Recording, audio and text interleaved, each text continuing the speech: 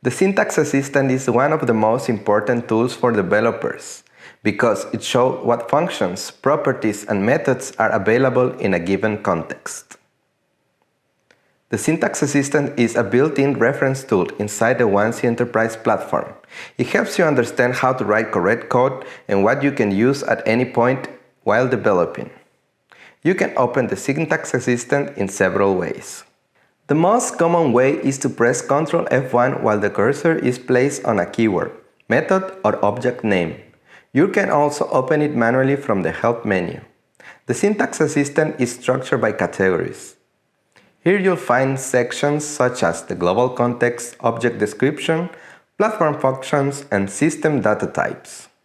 Each element clearly shows where it can be used, for example, on the client, on the server, or in both contexts.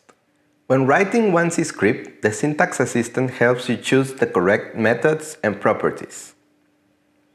Instead of memorizing everything, you can always check what is available in the current context.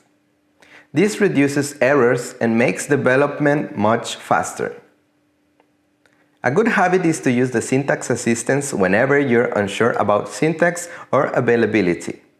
Always pay attention to context information, especially client and server restrictions.